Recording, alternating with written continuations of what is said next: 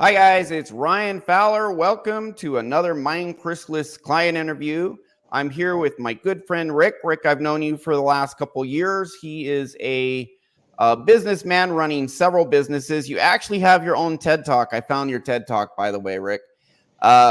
Interviewed over 40 billionaires. So you've done quite a bit of stuff, and you've done a couple sessions with me at this point. Welcome to the show. Thank you, How Ryan. I you doing? appreciate you. Good. Doing good.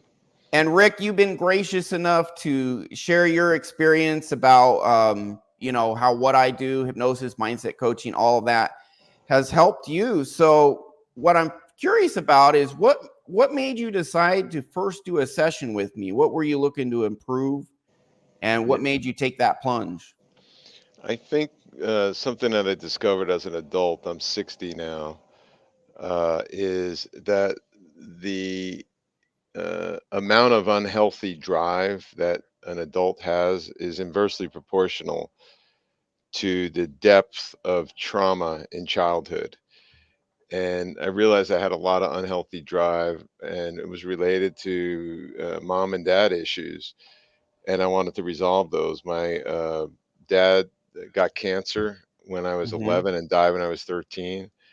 My mother had a nervous breakdown when I was a baby after my 4-year-old brother died. So uh, when she had that death, she was bad. But then when my dad died, it was a lot worse. And I was one of 8 living kids. It was a very traumatic childhood. So I wanted to resolve that. Okay, yeah. So we came in, we did the first session, and you know what's funny is we did the first session for you, and there was definitely some stuff to clear, but we were so focused on the stuff we wanted to clear, I didn't even realize the extent of your childhood struggles. I knew they were there, but we did the first session. I think back in 2021. Is that right? Yep, that sounds about right. Mhm. And what did we help you with that session, and what were the results? I had a lot of guilt and shame over not respecting or loving or appreciating my mother in any way, shape, or form. Mm, And it was derived from m- me remembering my mother uh, blaming me often for the death of my brother and saying crazy things like, why did God take your brother and not you? As a, when I just was a young good kid, grief. and that, dealing with that level of shame. I don't even know what the right word is. I deserve to be here. So it caused in me an unhealthy drive. Like, I'll show her who's boss here. But Yeah. the reality is she was just a broken woman. She was young. She had a lot of kids. She had a lot of pressure. Her husband was dying. So I've now, as a result of the hypnosis, realized that she was doing the best she can. Yeah. Yeah. Did you have resentment towards her, or what was that all Re- about? I think resentment would be a very light word. Gotcha, man. Where's it at? Where's it at now? I I think it's gone completely. I often Yeah. meditate about how much I love her. I've forgiven her multiple times, probably thousands of times if I Hmm. think about all the meditations I've done. And uh, it's hard to even comment on it because it's one of those things that's been resolved. Yeah. And by the way, Rick, your situation is very interesting. I actually did a show a while back about the ultra high net worth earner mindset. You actually have that. Well, you had slash have that mindset where you're a very successful businessman, and people who become very, very driven in life, there's actually two belief systems. One is they can get what they want, they can achieve and get, high status, high achievement. You absolutely had that from day one, but also just kind of this I'm not good enough, like your personal worth because of your, how you were raised. Would that be an accurate description for you, or would you put it differently? I would say that I wanted to prove to my mother that I deserve to be here. There you go. And probably within that is that I'm not good enough. I'm not good enough to Hmm. be normal. I'm not good enough to, uh, have a normal life because I've got this unhealthy push from an unhealthy woman who was mentally insane, really, Yeah, yeah. telling her kid he doesn't deserve to be here. I didn't realize at the time how insane it all was, but It's just trauma, man. That's what trauma does. So we did the first session for you, and what was that like after? Did things change for you? If so, how? I know you talked about forgiving her. Any other benefits or changes? I think one thing that you do, Ryan, without knowing it, is you give people clarity. Mm-hmm. So I would say prior to the session, there was more chatter in my brain. Mm-hmm. After the session, it was just more calm and clarity. I didn't have the buzz, the typical buzzing that people have and the voice. I don't have any voice in my head anymore. Um, after 2 sessions, I think that's a gift that you give people, and that's a gift you gave me. So it's even hard to think about how best to answer the question because when you don't have that mental chatter, it really is a relief. Yeah, yeah. It's my honor and pleasure. That's why I'm quitting my day job, or I quit my trust and LLC, setting up companies and helping people with estate planning. I quit that, but then you and Teresa are pulling me back into it just a little bit. Just, But it's all, just when I thought I was out, they yeah, I pulled me thought I back was in. free. Now you're dragging me back in. But my dream is mind chrysalis, help other people just like you. So we actually did a second session probably, I don't know, a couple months ago at this point. And tell me about that. How was that for you? For me, it was always in the back of my mind that I've got to do another session with you just because like the first one was more about clearing and clarity, Mm-hmm. and then the second one for me was about um, being more successful and working less. I've been the type of guy, if you recall in the session, that I think I deserve money and I deserve success only if I work my ass Only off. if you work very hard, what you do. Right. But since that session, I have not really worked that hard and I've made more money. So, Really? uh, yeah. Give me details, man. I want to hear about that. So we started a new division in the company. It's called the Exit Concierge. We're really good at selling companies, not like brokers, but Mm-hmm. we work with the team, and our average transaction is 100 million plus. We Dang. just closed the deal at 145 million. What we do is we put the vendor Good team grief. together. So when you sell a company, the CEO and team often don't think about how do I get the best investment banker at half the cost? How do I get the best quality of earnings accounting? How do I get the best lawyer to work at a fixed fee? And by putting that team together, it ensures number one, that you close, which Mm-hmm. is risky. Number two, that you have a really good price of your vendors. And number three, that you get the highest price. And that business is, we've been doing it for a long time, but not under the brand Exit Concierge. Anyway, long story short, we've been attracting a lot of deals because the business model is so clean, Mm-hmm. and it's been effortless. Yeah. Uh, How are you able to get more done with less time, or make more? Are you delegating to the, others more, or what's going on? the biggest thing is using leverage, leveraging our vendors, leveraging our employees, leveraging our database of clients. Uh, so I'm not having to do as much work. And it's interesting when everybody in any business is all motivated for the same thing. In this case, a close, a transaction is completed. It really makes things a lot easier. There's a lot of leverage when everybody's incented from the same result. And in most business transactions, you have somebody that wants you to buy something and somebody that may not want to, and there's more friction. Yeah. In this Back and forth. scenario, there's none. We all pick, we all work together with the same result, which is to sell the business. So it turns out you don't have to work as hard to make even more money. Why were you working harder before? What was like the internal mindset for you? Or was it a mindset thing? Was it actually just the business was different? No, it's 100% a mindset. It's from early childhood that I thought I didn't deserve to be successful and make money unless I worked harder than anybody else. And my mindset was It's not possible to make money unless you work harder than the next person. And then I kept bumping when I interviewed the 40 billionaires, which you mentioned at the Hmm. opening. I found that none of them really worked that hard. They just were attractors of money and attractors of opportunity. Yeah, and really they what I've heard, and you tell me if I'm right or wrong, is they're really good at finding amazing talent. Yep, they're good at talent, they're good at strategy, they're good at aligning their purpose and their values with what they're doing. Most people just don't do that. So they value one thing, but their career values another thing. Yeah. And so, in my view, if you can align your purpose, why you exist as a human being, with your current vocation and your values, and that's all lined up, man, Hmm. that's nirvana. And I just think humans don't have the ability to stop the insanity, the cult of busyness, the sports, the news, the Netflix, the all the bullshit that people do. They don't really want to take a step back and go, why am I here? What are my values? Are my values and my vocation and my purpose aligned? They just Yeah.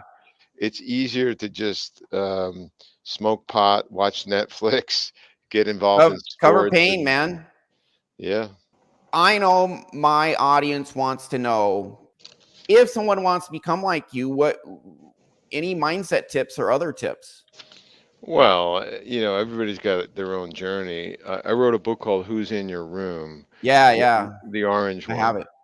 and what the book is about is, I think we all have a personal responsibility, all of us, to stop the insanity and busyness of life and to sit down with somebody like you and discover why we're here. What's our purpose? What are our values? So one thing that I've always learned about me personally is my number one value. And by the way, we all have values. They're part of our DNA. Yeah, 100%. So when you're born, your values are already embedded in you. But most people have never taken the time to write them down or think about them or what really resonates with me. But I'll just give you a short exercise. Just pick one primary value for your life. For me, it's simplicity. I cannot take complexity. I don't care how difficult a business issue may be, if we could boil it down to the simple steps. And so the reality for me is, um, and my kids and my wife is, we've all decided what our number one value is. For me, again, how do I keep things as simple as possible in my business, in my family life, with my health, with my objectives? Hmm. And so I would encourage everybody listening to stop what they're doing, write down a list of values, but pick a primary value that actually is your primary value. And once you find that, you can then start making decisions. We call it values based decision making.